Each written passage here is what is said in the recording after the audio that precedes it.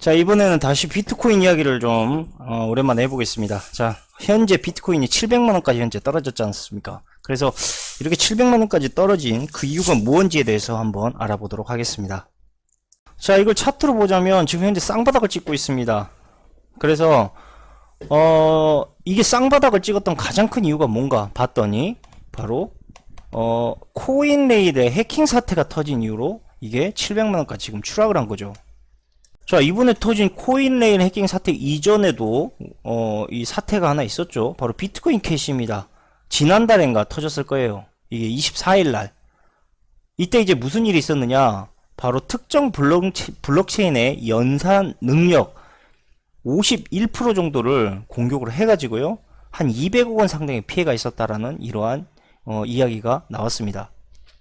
블록체인이나 특성이 바로 과반수, 즉 50%보다 많은 이러한 찬성이 일어났을 경우 그 51%의 찬성에 의해서 블록체인의 제어 능력이 관리된다. 그러니까 누군가가 특정 블록체인의 이 연산 점유율을 51% 정도 만약에 확보하게 될 경우에는요, 그 사람이 마음대로 그 블록체인에 운영되고 있는 모든 시스템을 바로 움직일 수 있다라는 거죠.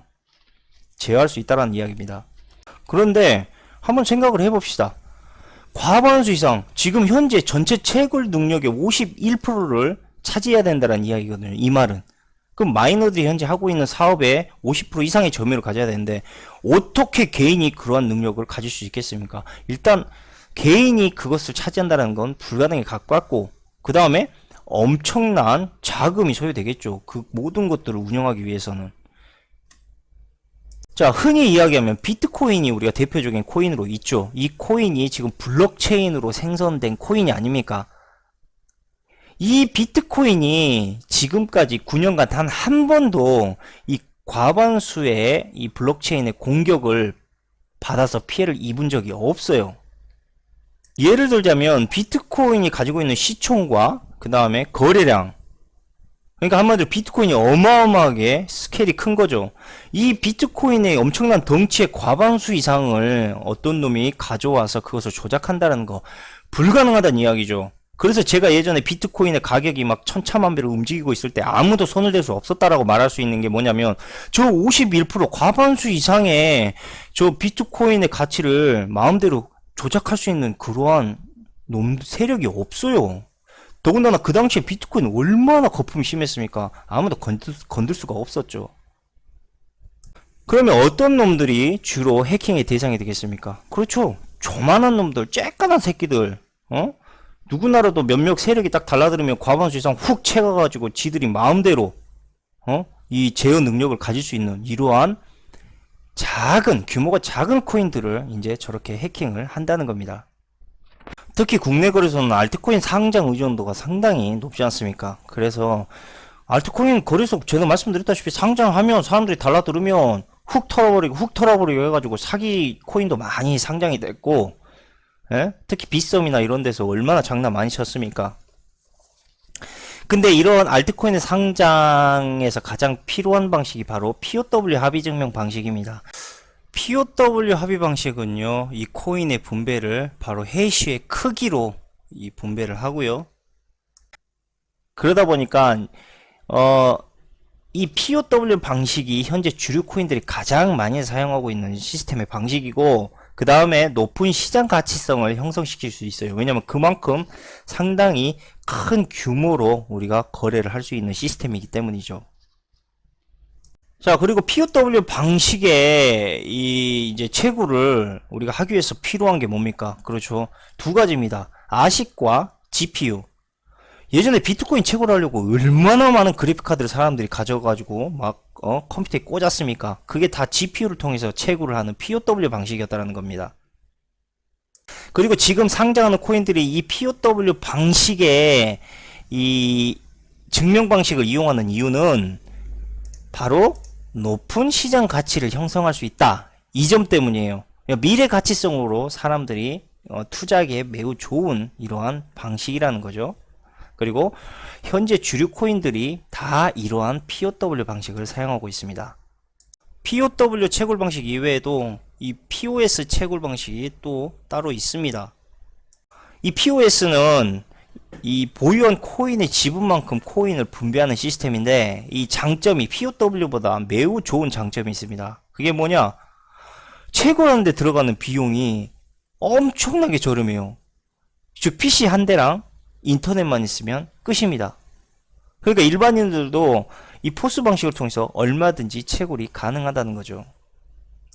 그럼 왜 포스 방식을 사용하지 않고 POW 방식을 사용하느냐? 아까도 말했지만 모든 주류 코인들이 바로 POW 방식을 사용하고, 그 다음에 높은 시장 가치 형성을 POW가 가지고 있다고 했지 않습니까? 이 하드포크 방식이. 그런데 포스 방식은요, 반대예요. 이름이 없어. 낮은 네임밸류를 갖고 있단 말이죠. 신용이 그만큼 없다라는 거죠. 그 다음에 더 치명적인 게 뭐냐? 낮은 네임밸류만큼 투자 위험도가 매우 높다라는 거죠. 자, 지금 수없이 상장되고 있는 코인들, 사람들에게 뭘 심어줘야 됩니까? 단 하나죠. 사람들이 그걸 가치로 보기 위해서는 바로 미래 가치성을 투자해야 될 거 아닙니까? 그리고 보여줘야 되고. 근데 포스같이 낮은 네임밸류와 투자 위험도가 높은 이러한 채굴 방식을 사람들이 가치 있게 보겠습니까? 절대 안 보죠. 그리고 POW 방식을 주류 코인들이 계속 사용하는 이유가 있어요. 그리고 이걸 통해서 높은 시장 가치가 형성된 이유가 또 있고요. 왜? 말씀드렸다시피 아식과 GPU 구매 비용이 필요하단 말이죠. 돈. GPU와 아식 누가 만듭니까? 반도체 회사들이 만들잖아요. 삼성 같은. 그리고 아식 같은 경우는 비트메인이 그런 채굴기를 만들어 갖고 거기에 뽑아내서 사람들에게 판매를 하지 않습니까? 이러한 가치, 시장의 가치성이 자본가들이 훨씬 봤을 때 돈을 뜯기 쉬운 게 바로 POW 방식이라는 겁니다. 그러니까 여러분들이 비트코인 채굴 한답시고 이 반도체 시장, 그러니까 4차 산업을 앞당길 수 있는 이러한 하드웨어적인 시스템을 엄청나게 여러분들이 키워놨다고요. 그걸 여러분들이 이용을 했고, 이런 식으로 결국 코인의 채굴 방식을 이런 식으로 만들어서 저놈들은 돈도 벌고 4차 산업에 대한 시스템도 앞당기고 일석이조 두 마리의 닭도 먹고 꽁도 먹고 이렇게 된 겁니다. 자, 이 이야기를 간단하게 말씀을 드리면 알트코인마다 다 블록체인에 대한 보안 시스템을 가지고 있어요. 이게 모든 알트코인 단 하나의 블록체인으로 지금 통합돼서 지금 관리되고 있는 게 아니다라는 걸 우리가 일단 알 수 있는 거고, 그렇다면 현재 가장 큰 규모를 가지고 있는 코인이 비트코인 아니겠습니까? 저렇게 아주 큰 시장을 형성시키면 시킬수록 제가 그때 당시 말씀드렸다시피 결국 그것을 해킹할 수 있는 세력은 아무도 나올 수 없게 되는 거겠죠. 그래서 지금 이 자본가들, 유대 세력 애들이 바로 저런 코인 시장의 판, 특히 비트코인이라든지 저런 큰, 이 규모가 큰 코인들을 자꾸 만들어내는 이유도 다 마찬가지입니다. 자, 매킨토시든, 윈도우든, 리눅스든, 어쨌든 모든 시스템에 이 해커들은 그 시스템에 노출된 부분을 뚫고 들어오려고 당연히 길을 쓰겠죠. 그렇게 지금까지도 계속 컴퓨터 시스템들이 성장을 해왔고, 따지고 보면 막는 자와 뚫리는 자가 계속적으로 서로 이 시너지를 준 거죠. 지금까지 이런 시스템이 만들어지기 위해서 마치 적과의 동침이라고 우리가 할 수 있는 거예요.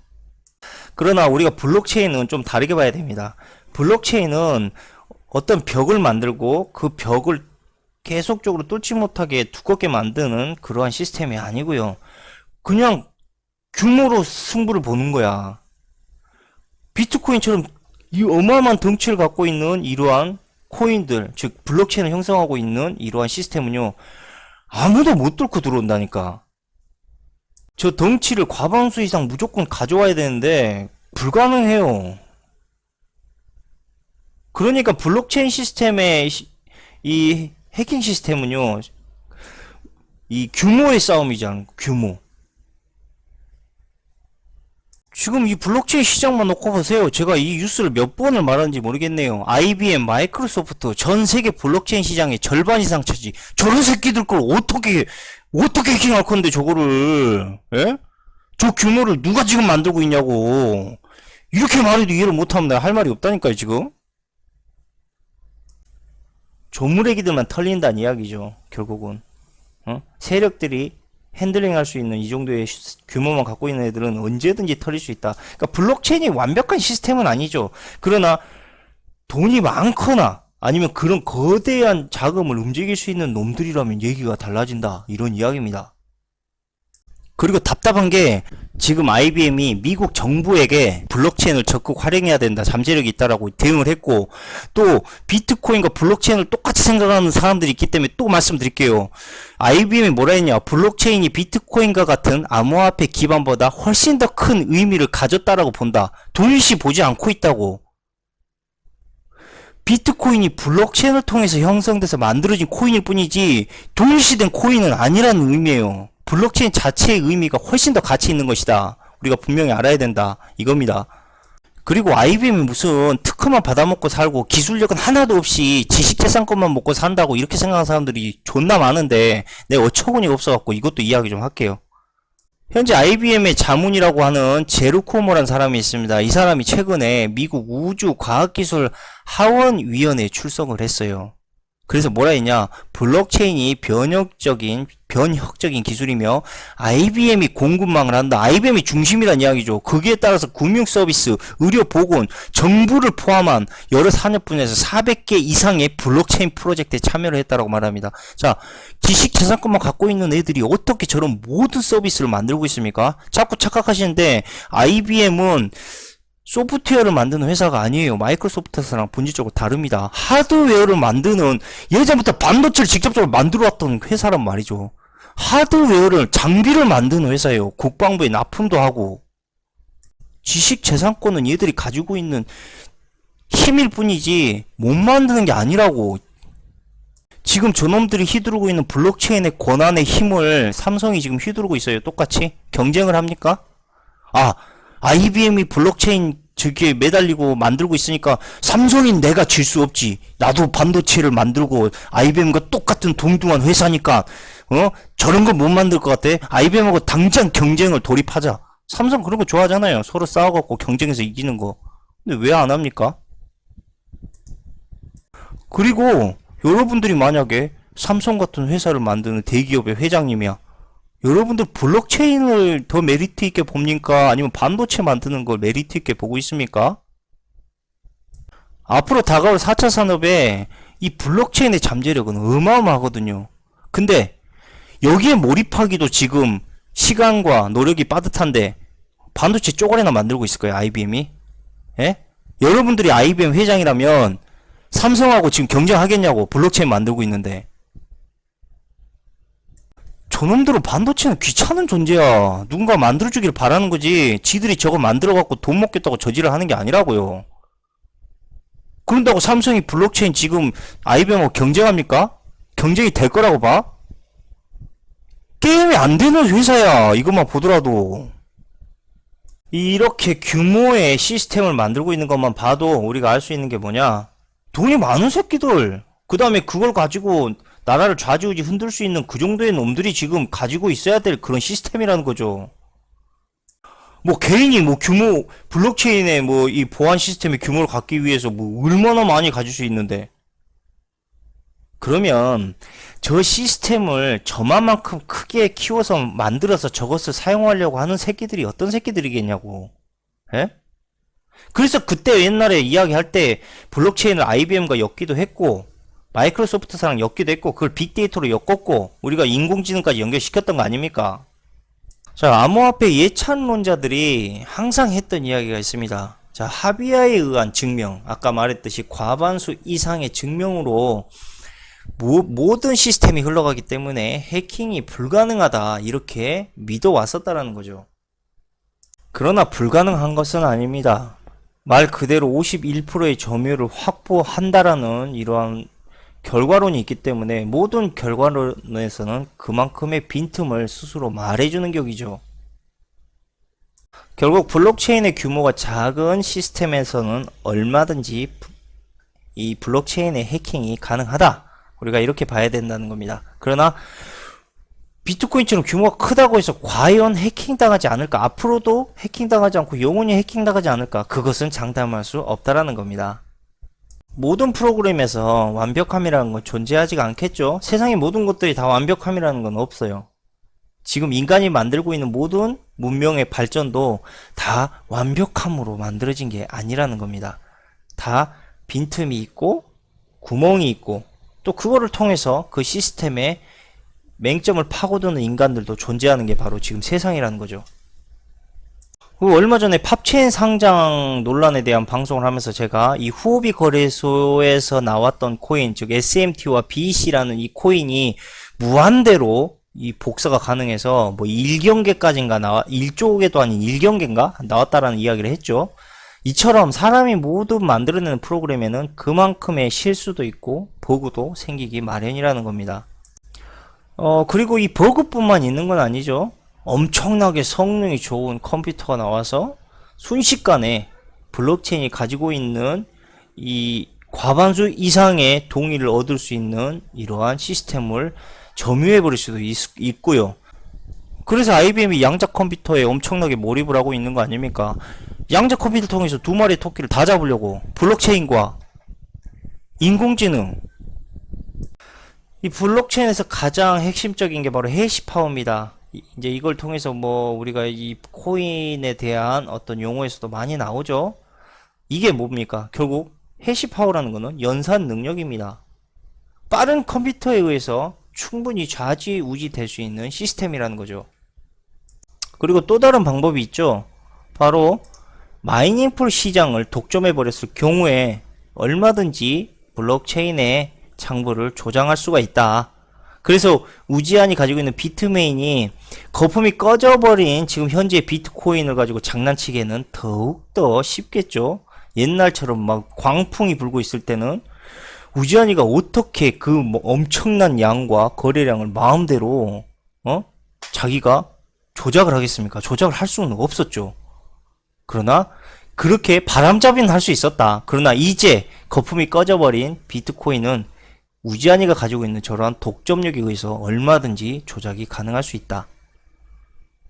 그리고 뭐 이거는 블록체인의 해킹이라든지 아니면 장부를 조장할 수 있는 건 아니지만 파생 상품을 만들어 가지고 코인의 가치를 마음대로 조작할 수 있는 방식도, 그러니까 우회적인 방식이죠. 이런 방식으로도 코인의 가치가 결정될 수 있다. 결국 무슨 이야기냐? 마이닝풀을 독점하는 자 플러스 해시 파워를 마음대로 연산할 수 있는 이런 능력을 가지는 이러한 기술, 즉 독점이든 기술이든 반 이상의 점유율을 가진 이러한 세력들이 결국은 블록체인의 장부를 마음대로 주무를 수 있다라는 겁니다.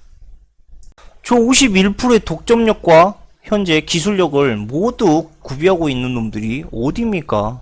그리고 최근에 우지안이가 골드만삭스와 손을 잡는 거, 자, 이 자금력 누구 겁니까? 왜 손을 잡았겠습니까? 결국 기술력과 지금 우지안이가 만들어내는 독점력 모두를 바로 저 거대 자본가들, 유대 자본가들이 이제 블록체인을 자신들 걸로 만들겠다라는 그러한 지금 흐름으로 우리가 봐도 틀리지 않다라는 거죠.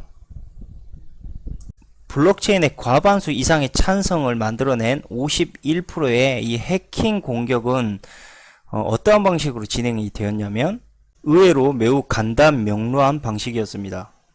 우선 블록체인 연산 능력의 과반수 이상을 순식간에 확보를 하고 그걸 무단으로 이중 지불 형태로 입금을 해버린 후에 그게 이중 장부로 찍혔을 때 돈을 다시 걷어가는 방식이죠. 다시 빼가는 방식입니다.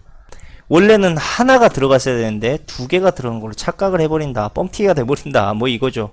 근데 이러한 시스템은요 뭐 복잡한 게 아닙니다. 상당히 해결하는데 어려운 게 아니에요. 왜?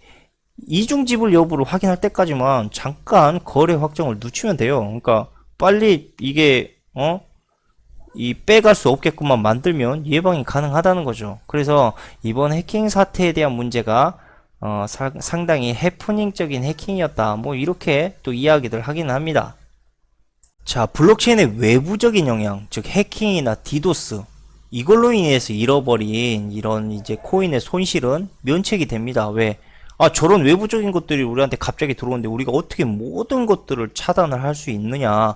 그러나 결국 저것은 벽을 만들고 보안성을 높일 수 있는 과정을 통해서 충분히 이제는 우리가 만들어 나갈 수 있는 것이다. 이렇게 면책을 할 수가 있어요. 그러나 51%의 즉 과반수 이상의 이 해킹 공격, 이거는요 블록체인 자체에 대한 결함을 우리가 파고들 수 있는 상황이란 말이죠. 즉 블록체인 자체가 불량품이다라는 걸 인정해버리는 상황이기 때문에 이건 면책이 안 됩니다. 아니 불량품이 결함이 났어요. 결함이 났는데 사람들한테 그거 그대로 보여주면서 결함난 제품 계속 보여주면서 우리 거래소 이용하세요, 우리한테 돈 넣으세요, 이지랄 못하잖아요. 그러니까 이거 잘못해갖고 그대로 놔두게 되면은 방법은 없고 사람들이 그 투자 안 한단 말이지, 자체의 결함을 보고. 그러니까 얘네들이 어찌됐든 저 이중지불에 대한 저런 시스템을 완벽히 차단하기 위해서는 무조건 할 수 있는 방식, 즉 암호화폐 거래 시간이 엄청나게 느려지게 된다. 왜? 이중지불 여부를 확인해야 되니까 당연히 거래하는데 존나 느려지죠. 근데 웃긴 건 코인의 가격은 실시간으로 움직인단 말이지. 결국은 여러분들이 투자하는데 더 힘들 거라는 거야. 코인의 가격은 실시간으로 계속 움직이는데 이중장부 지불 여부는 할 때까지 거래 확정을 늦추면은 돈 뺄 때도 시간 걸리고 돈 넣을 때도 시간 걸린다는 이야기지.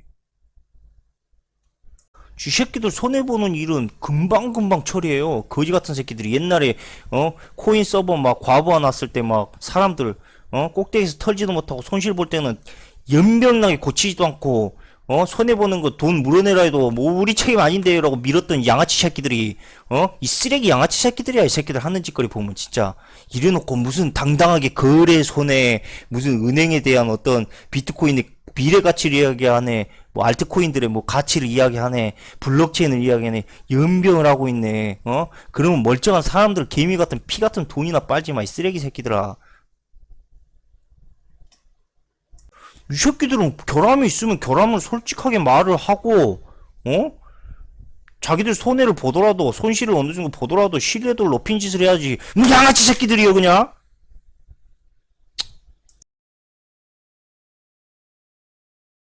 그 다음에 암호화폐의 가장 장점이 뭐였어요?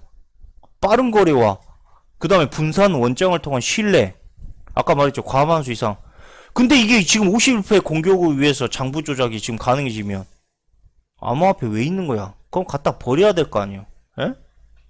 물론 작은 단위 내에서 해킹이 일어나고 있다라는 거를 우리가 지금 생각을 해야 되는데, 뭐 작은 단위에서 일어나고 있는 건 돈 아니야? 블록체인이라는 게 작은 단위에서 일어나든 큰 거래, 비트코인처럼 큰 장부의 거래에서 일어나든 결론은 똑같이 보안율이 좋아야지 그게 진짜 쓸만한 거지. 이거 결론은 씨발 비트코인이라든지 자기들 기득권자들 자기들 해킹 시스템에 대한 보안을 완벽히 만들기 위해서 지금 작은 규모의 블록체인들 다 희생시키면서 지들이 지금 힘과 권한을 다 가져가겠다는 거 아니야. 결국 비트 메인이 누구한테 있는 거냐고. 지금 이렇게 되면 그 권한과 힘을 지금 누가 갖고 있는데 개인이 갖고 있어? 아니면 어떤 한 나라의 정부들, 각각 정부들이 비트코인의 블록체인을 쪼개가지고 서로 힘을 갖고 있어? 독점이 됐다고. 어쨌든 이 코인레인의 이런 해킹 공격, 이게 이제 결국 800만원대를 유지하던 비트코인이 700만원까지 일단 내려가게 된 이유죠. 이게 이제 어떻게 보면 블록체인의 신뢰적인 문제가 이 비트코인의 가격에도 영향을 미치지 않았나, 이렇게 지금 보고 있는 거예요, 저는. 그러나 핵심은 비트코인이 해킹당하고 있는 건 아니기 때문에, 아마 제 개인적인 생각입니다. 이건 제 개인적인 생각인데, 비트코인이 700만원 선에서 다시 조금씩 회복하지 않을까 이런 생각을 해요. 물론 제가 암시를 할 수 없기 때문에 뭐라고 말씀 못 드리겠는데, 어쨌든 비트코인은 앞으로도 한동안 해킹 당할 일은 거의 없을 거라고 저는 봐요. 아니 거의가 아니고 아직 없을 것 같아요. 그렇다고 해서 비트코인이 영원히 존재할 코인이냐, 그것도 알 수는 없다는 거죠, 솔직히. 그래서 지금 이 일어나고 있는 코인레인의 해킹 사태, 이것은 비트코인과 크게 영향을 가지고 있지는 않을 거라고 저는 생각을 합니다. 그러나 코인 시장이라는 게 뭐 카드라가 워낙 많기 때문에 또 비트코인도 화들짝 놀래서 가격이 떨어진 거겠죠. 현재 암호화폐 거래소 7위를 달리고 있는 코인레인은 이 홈페이지를 통해서 오는 10일 새벽경에 해킹 공격 시도로 시스템 점검이 있었다면서 거래 및 입출금은 서비스가 안정화된 후에 재개할 예정이다. 이렇게 이야기를 했습니다. 에스톤, 트론, 스톰 뭐 어쨌든 가상화폐 9종 그 다음에 36억 개 정도 가량이 40분에 걸쳐서 계속 인출이 됐었고, 그 다음에 해킹당한 이 가상화폐 시세가 대부분 한 개당 한 수십 원 정도로 좀 상당히 싼 가격입니다. 그러나 이 모든 걸 합치면 400억 원대로 현재 추산이 되고 있습니다. 이 코인레일의 해킹 사태는요, 현재 국내에서 사상 최대 규모의 피해 사태로 지금 남아있는 이러한 해킹 사태입니다. 이 코인레일도 D가 상당히 구립니다. 저 지난 2월에 뉴스를 찾아보니까 일부 시중은행으로부터 자금 세탁 의심 징후를 받았어요. 그래가지고 자금 입금 정지 조치를 당했던 이러한 사례도 있었습니다. 뭐 굳이 추가적으로 더 말씀을 드리자면 코인레일의 이 해킹 사태 이전에도 야피존이 55억 원가량의 이 해킹 피해를 본 바가 있고, 유빗도 172억 원 상당의 피해를 본 사례가 있습니다. 그러니까 이번에 비트코인이 700만원대까지 하락했던 이유는 이게 악재가 겹쳐서 그렇습니다. 일단 아까 말했듯이 51%의 이 과반수 해킹 공격으로 인해서 일단 블록체인에 불신이 쌓여있는 상황에서 국내에서 코인레일의 해킹 사태가 또 한번 빵 터진 거죠. 근데 그게 최대 규모의 이 사태로 빵 터지다 보니까 이게 여러가지 악재가 한 방에 겹치면서 비트코인에 충격이 온 것이다. 끝으로 이번 사태를 우리가 간단하게 정리를 해보자면, 자, 일단 첫 번째로 거래가 많지 않은 소규모 암호화폐 매우 위험합니다. 그리고 거래 승인의 편의성을 위해서 거래 시간을 단축한 암호화폐들, 아주 공격받기 쉬운 화폐들입니다.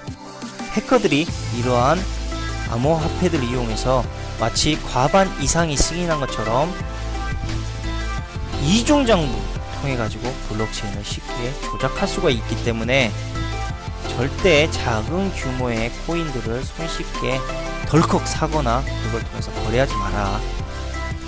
자, 문제는 블록체인의 결함이 문제가 아니라는 거죠. 제가 다시 마지막으로 말씀드리면 바로 저 이중 장부에 대한 조작을 막기 위해서 거래 확정을 늦춰버린 게 지금 이 코인 시장에 어마어마한 짙은 안개를 만들어버리는, 어둠을 만들어버리는 이런 상황으로 지금 흘러가 버렸다는 거.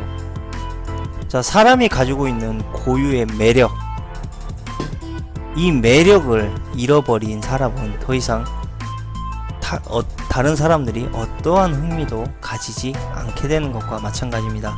코인 시장이 계속해서 저러한 결함을 개선하고 사람들에게 진실되게 보여주지 않고 자꾸 저런 식으로 덮으려고 하면 사람들의 신뢰를 조만간 잃게 될 것이고요.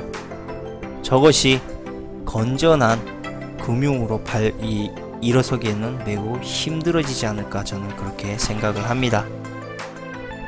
암호화폐 투자는 장님이 이 앞이 안 보이지 않습니까? 앞이 안 보이는 상황에서 지팡이도 없고 등불도 없이 손으로 더듬더듬 거리면서 가는 이러한 투자라고 보시면 됩니다.